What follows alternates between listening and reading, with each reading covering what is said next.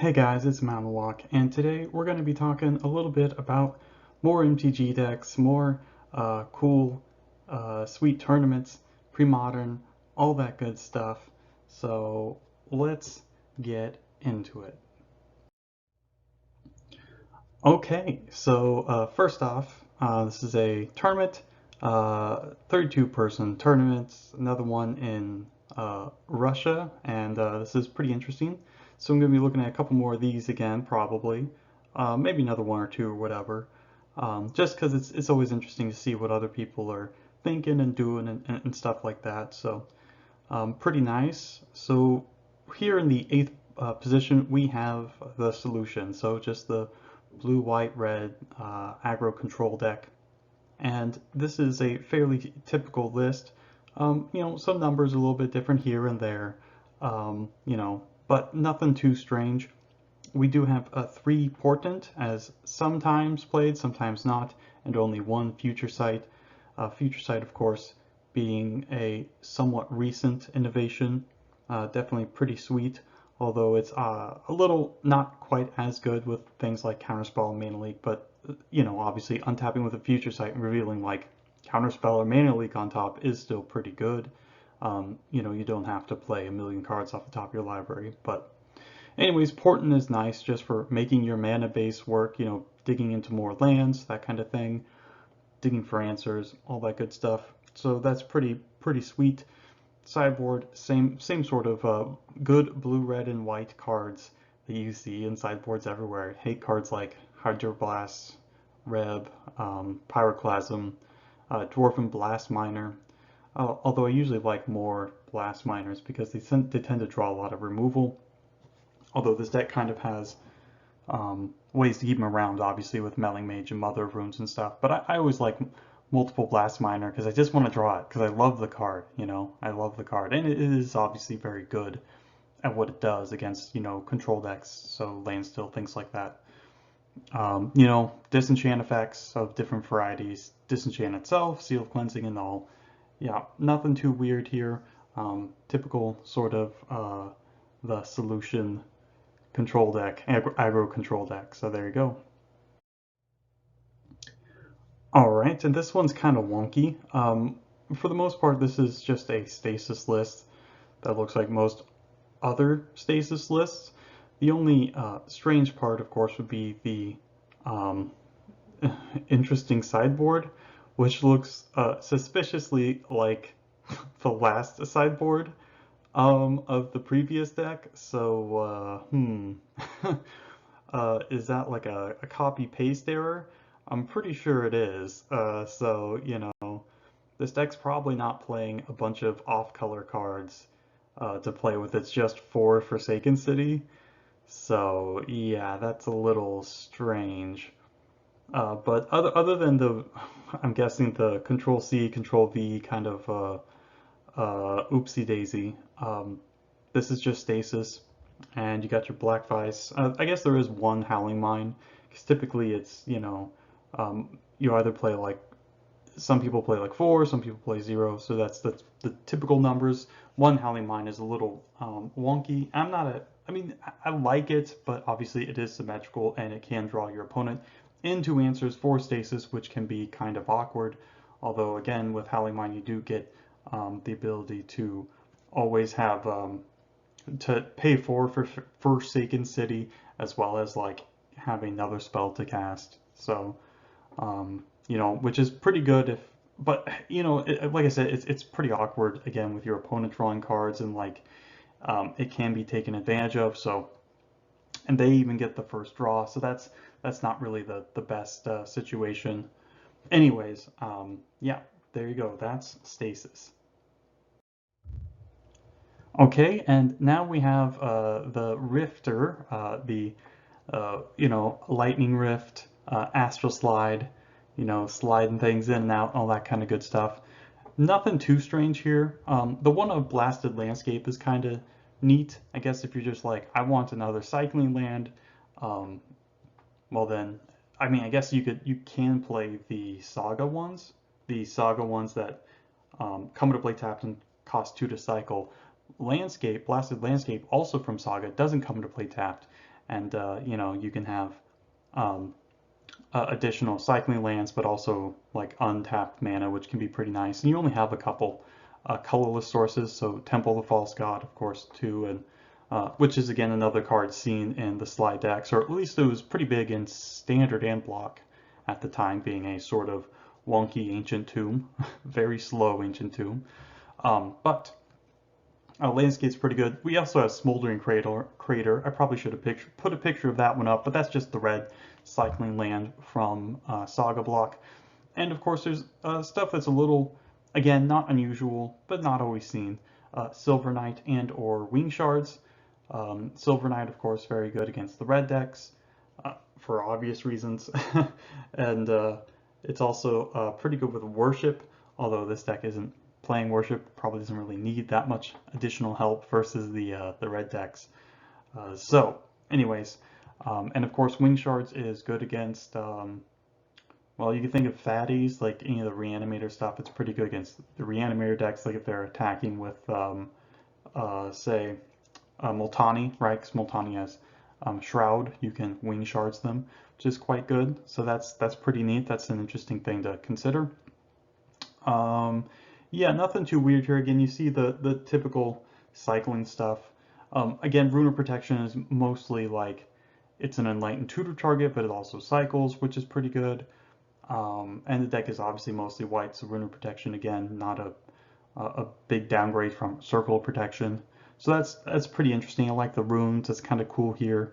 Again, I always like the one of Enlightened Tutor just as an additional redundancy for your combo cards, and of course for your sideboard cards, you know, which in this case is Seal of Cleansing and Copred and all this kind of stuff. But there's some interesting innovations on this stuff. Some stuff we've seen before, you know, things like that. We've got some Lightning Bolts in here.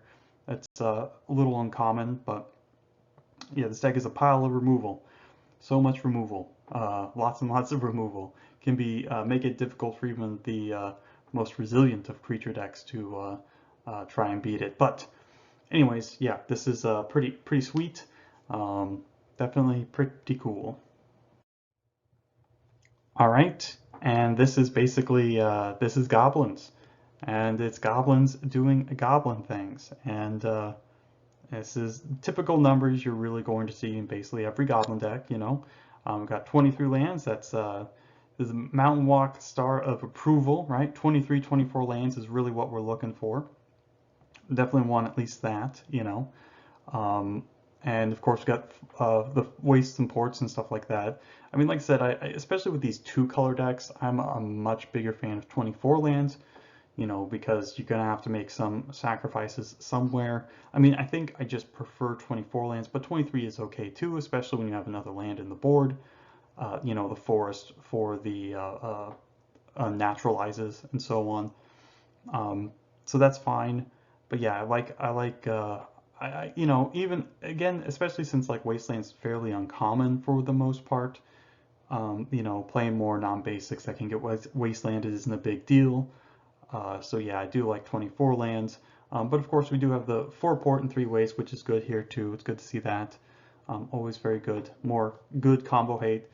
And like I said, I'm always unsure of like the waste port split. I mean, in mono red, I just play 16 mountains, 4 waste, 4 ports. So that's easy. And not saying that mono red is the best version. Again, it's a longer conversation about personal preference, what the metagame at large looks like, and so on. So a lot of deep, big brain stuff going on here. But overall, to cut it short, we'll just say this looks pretty good. Pretty good.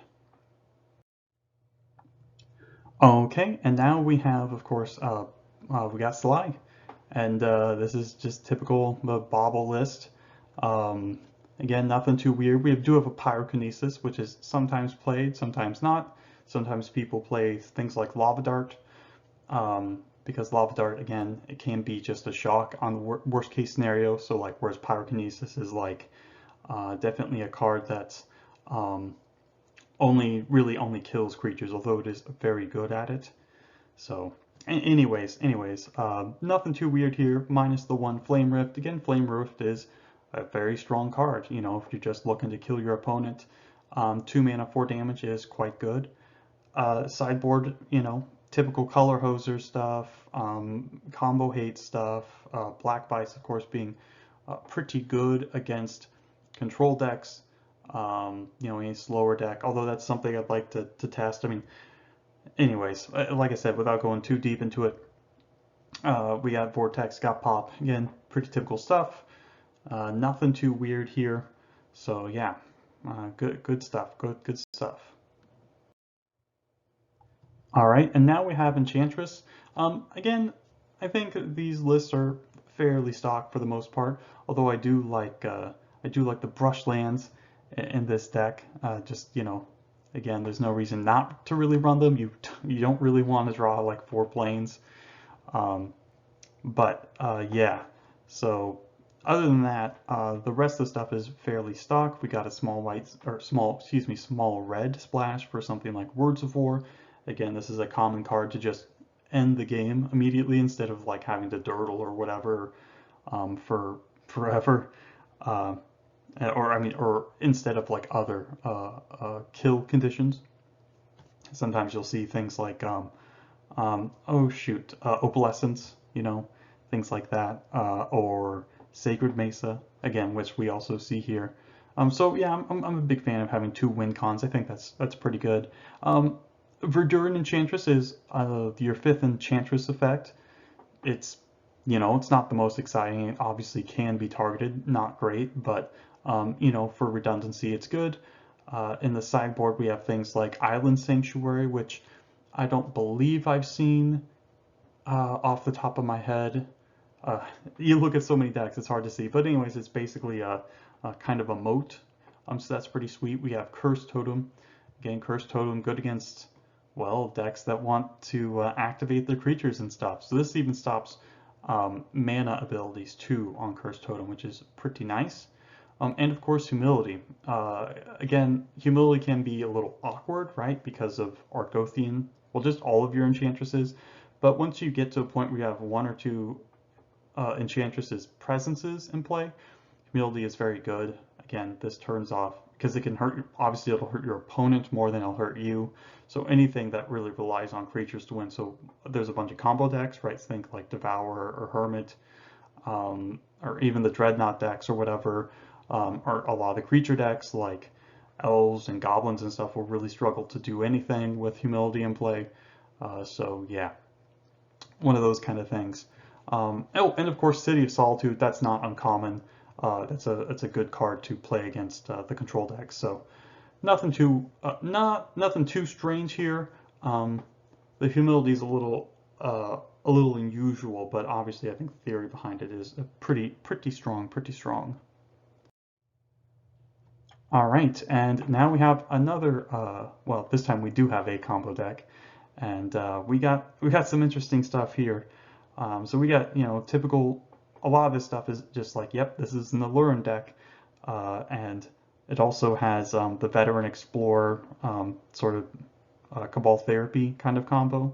Not really. I mean, obviously, Nick Fit is the deck that really plays it, that really makes great use of it. But again, Therapy Explorer, very good here because, well, it fixes your mana, it ramps you, that kind of thing.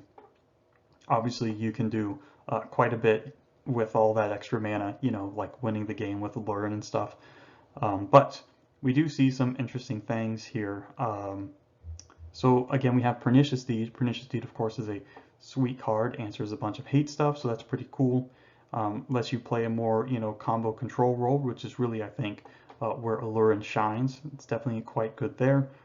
Of course, you have Therapy too, you know, is a great way to control the game, see what kind of hate cards your opponent has, so on and so forth. Obviously, synergy with Therapy, random stuff to sack like Birds of Paradise. Again, Academy Rector is another great card with Cabal Therapy, and of course, Rector will get you your Alluran. It can also get your Pernicious Deed, and obviously Worship. Well, Worship might seem a little wonky, but it is a pretty sweet card. Obviously, Worship can be pretty good with things like Cavern Harpy or whatnot, but I believe the Nimble Mongoose is basically why Worship is in this deck, because, well, A, you can Rector it out, but Worship plus Mongoose is well, pretty much a hard lock for a bunch of decks. So there's a lot of stuff going on here. Another interesting, neat thing is Ray of Revelation, because you can intuition for it, and you can even hardcast it with, you know, the 1x Plains, City Brass, Gemstone Mine, and of course the Birds of Paradise. So really going hard on just the extra colors to do all this extra stuff. So that's pretty cool. No walls, notably, in this list. I've always been a big fan of the walls. I like the walls. I love the walls. They're great against the aggressive decks, and of course, Wall of Roots can ramp you. Wall of Blossoms, of course, replaces itself, and of course, they're very good with therapy. But I mean, obviously, something has to give. You can't, you know, be playing like a million cards or whatever. You can't have walls and, you know, Veteran Explorer therapy thing, and then all this other stuff. But Impulse is in here too as another way to just find the combos, just fill out slots. Two Impulse is kind of nice.